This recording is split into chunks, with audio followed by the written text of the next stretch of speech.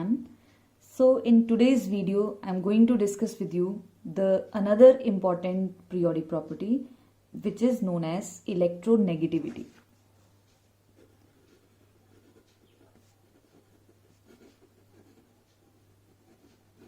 So electronegativity, it is also represented by writing En, that is electronegativity. Now this is very important periodic property because it is going to help us in another chapters like chemical bonding. So in that, generally teachers, they use the term electronegative element, less electronegative element, more electronegative element. So for that, if you want to understand that thing clearly, then you should understand electronegativity first. So now, first of all, I want to tell you the definition, how we can define electronegativity.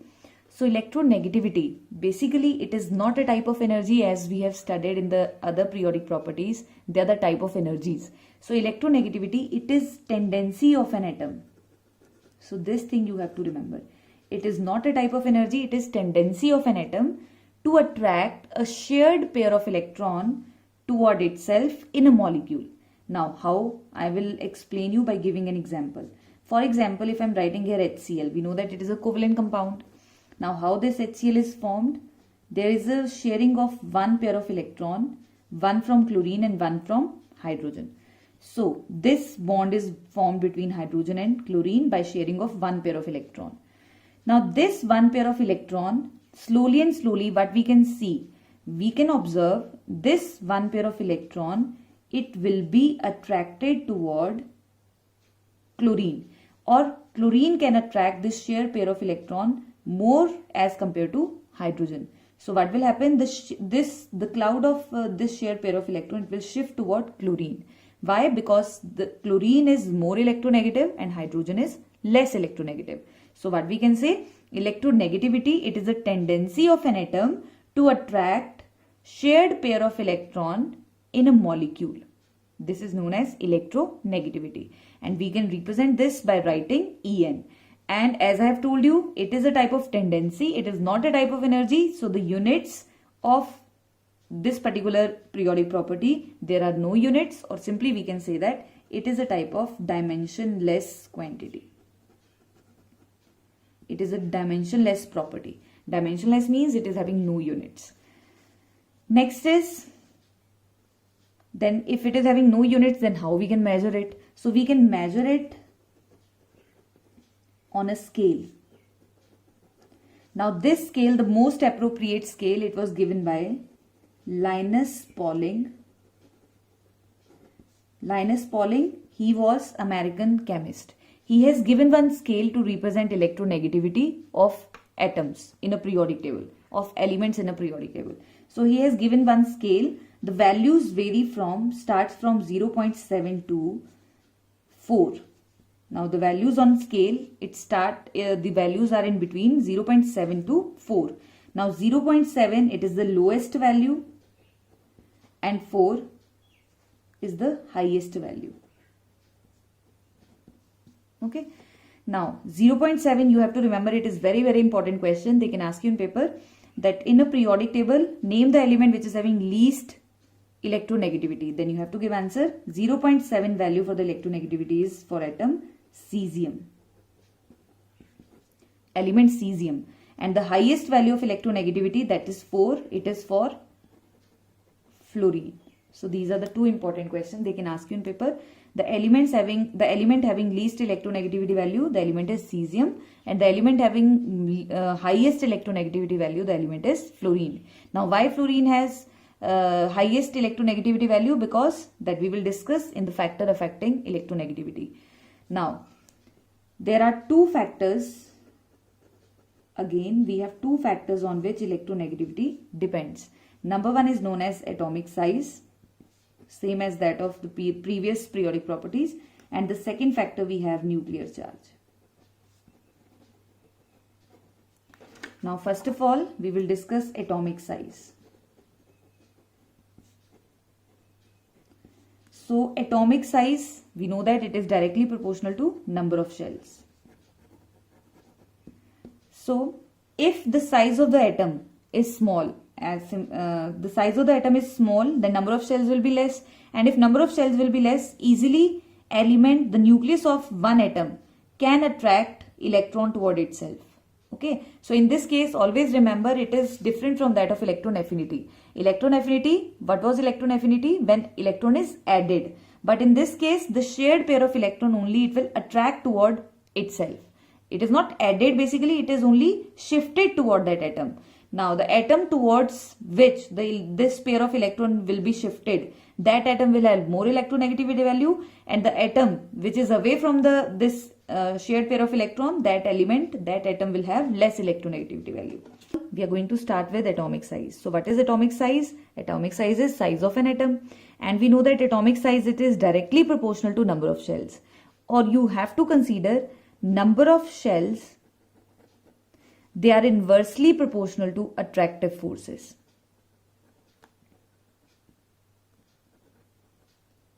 So what we can say, size of the atom, if the size of atom will be small, then what will happen? The size of atom will be small, the number of shells are less.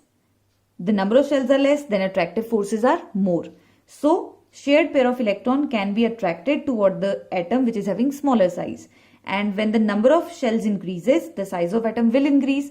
And if size of atom will increase, attractive forces decreases. And if attractive forces will decrease, then what will happen? The electron negativity values will also decreases. So in case of lithium and fluorine, here I am giving you one example. Lithium and fluorine is having small size, lithium is having bigger size. Now there is a shared pair of electron. Now in case of fluorine, the size is small. Why the size is small? Because we know that it is having more nuclear charge, so that we will discuss later. So the size of fluorine is small, so it is having more attractive forces. And if it is having more attractive forces, what this fluorine will do? It will attract this shared pair of electron toward itself. Okay, so on the other hand, what we can say, the size of the atom is inversely proportional to electron negativity. Size will be less, electronegativity value will be more because more attractions are there. And if size will be bigger, then electronegativity values are less due to less attractive forces.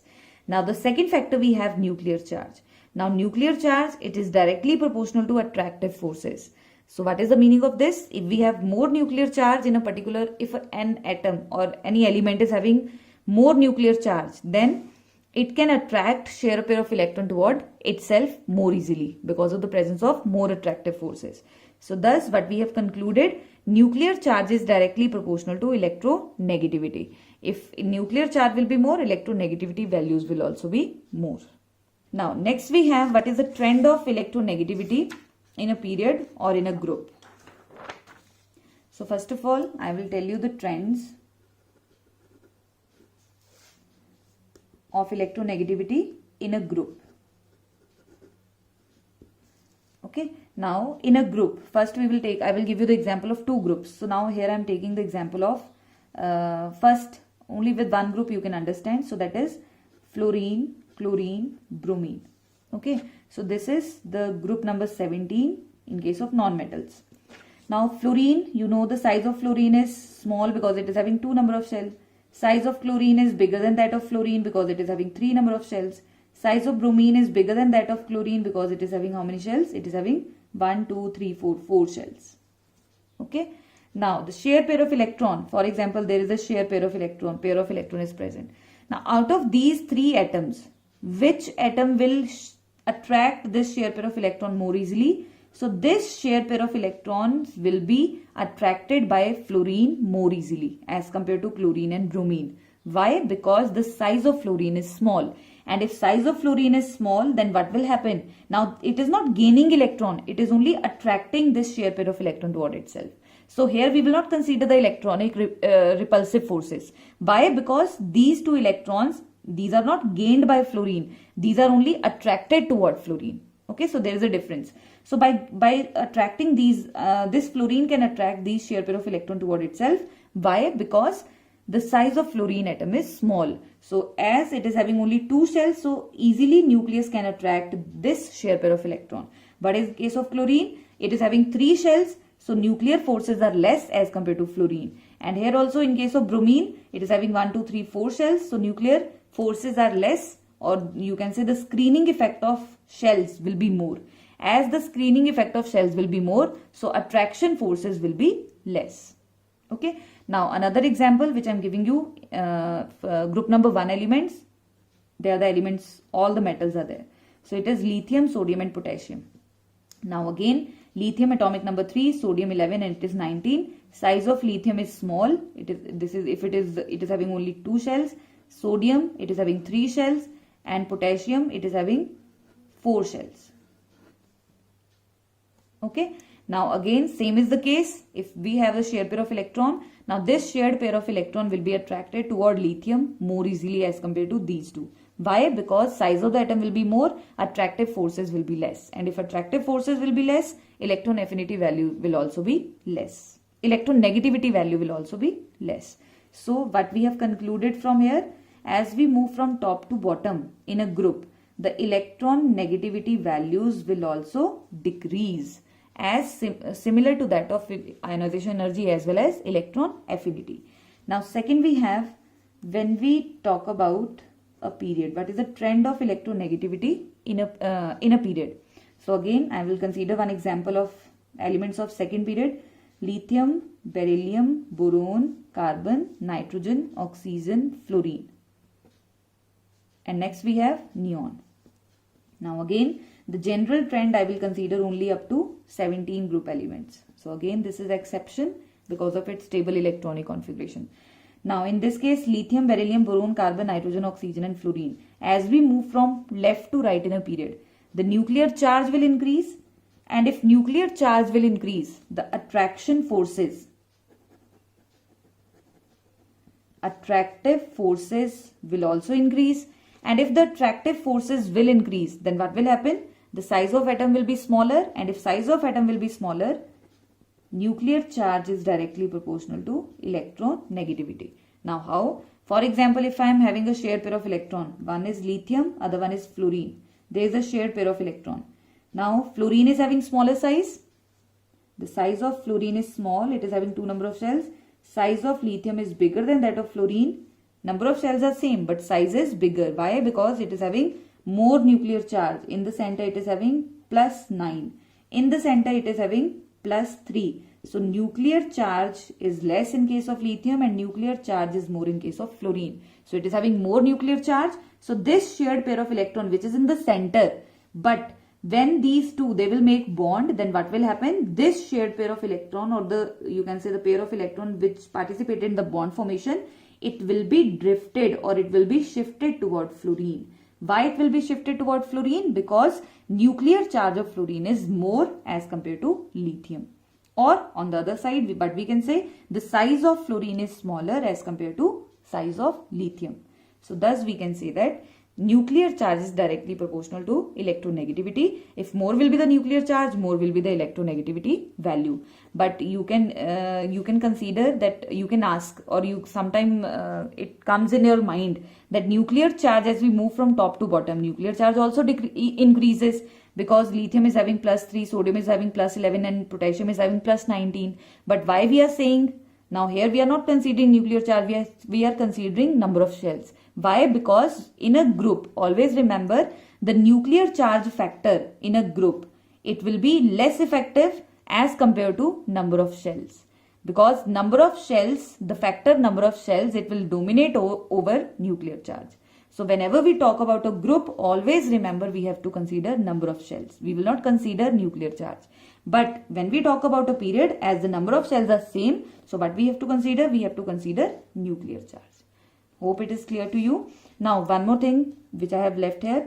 So it is neon, 18 group elements. So again, neon, it is having atomic number 10. So outermost shell is having 8 electron. So this is stable. So it is having 0 valency. So basically it will not make compounds. It will not participate in bond formation. That is why generally they are having 0 electron negativity value.